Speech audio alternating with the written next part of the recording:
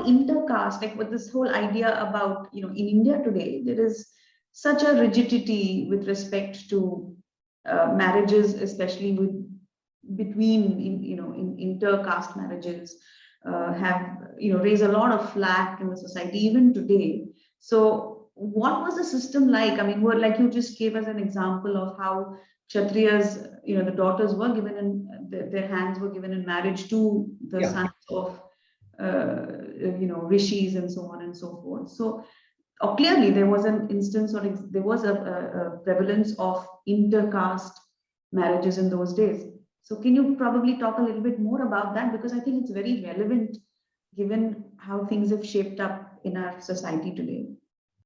Look, there were rules in what you now call intercaste marriage, or marriage between Varnas. And the rule was simple, that a woman of the lower Varna could be married by a man, but a woman of the higher Varna, higher to his Varna, could not be married. So this was the rule, and according to this, Kshatriya girls could marry saints and Brahmins. Now, most people would think that this is something which is Brahminical, supremacist, the patriarchal. But most of these people who are so, gung-ho on criticism of Brahminism, they don't realize that a Kshatriya daughter, well-fed and well-cultured and well-looked after, she goes into an ascetics place. She goes into a Brahmin and lives there in a gurukul. So going into a gurukul at that time was not moving into the luxury house of the vice chancellor. It was going into a hut. So that was the truth of it. And as a matter of fact, nobody wanted that his daughter should marry a Brahmin. I have hardly come across any instances where people would say, aha, let me upgrade my family connections by giving my daughter to a Brahmin. This is something which happened only under very special circumstances and certain social norms, as I said, that if he did a great yajna for you, and this kind of a Deva Vivah was done only in that sense. Again, a man of the higher Varna could marry a woman of the lower Varna. So a Brahmin could marry a Shudra woman if he wanted. I mean, and there are so many examples, I need not repeat them.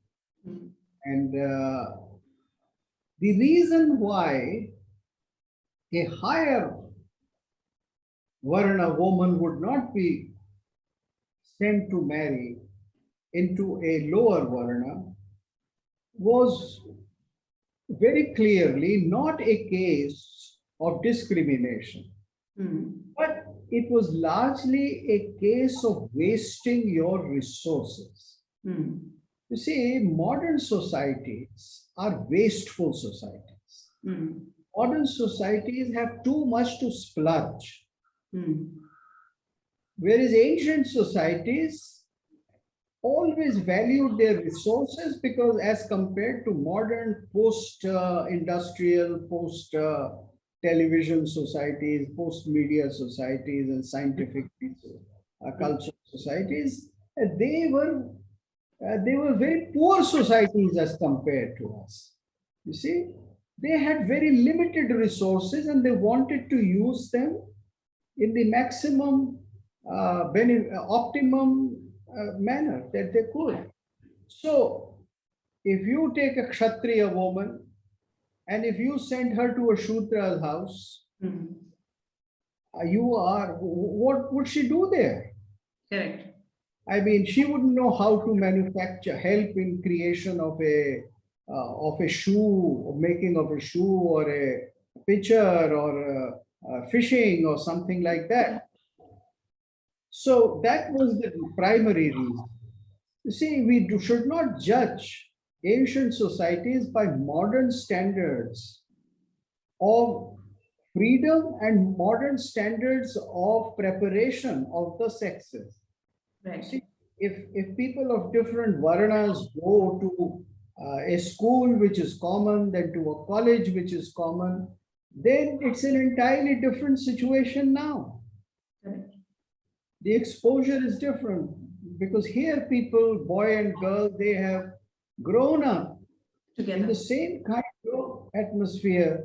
They know each other. So a Brahmin girl can go and marry a STSC. Yes. And if the STSC is an IAS officer, then everybody would be happy. They'll forget that she is a Brahmin. They'll just remember that he is an IAS He's an officer. IAS officer. Yeah. So we have to see the realities. True. But this is how the Varna system operated. Everybody was not famished, poor among the Shudras. You see, we have this whole notion that the Shudras were all Chandalas, that they were all untouchables, that they all lived outside the precincts of the town, that they were all constantly spat upon. Stigmatized. Yeah, this is just nothing but a complete atrocity literature, Yes. which has been generated post Christian efforts at proselytization in India, and it is still being generated in a very sophisticated manner by departments of Indology in the world, Knowledge. Yes. where they have this kind of bias. The ancient societies, the Shudras were very prosperous. Bulk of them were prosperous because they manufactured things, they supplied things, they sold things. Of course, there was a hierarchy. Of course, there was a sense of high and low. But modern societies are worse in that. Modern societies talk more of equality and practice more of inequality. Very true. Yeah. Please remember to subscribe to us and switch on the notifications for this channel. For our other social media links, more content, and to support our work, please visit citti.net. Dhanyavad.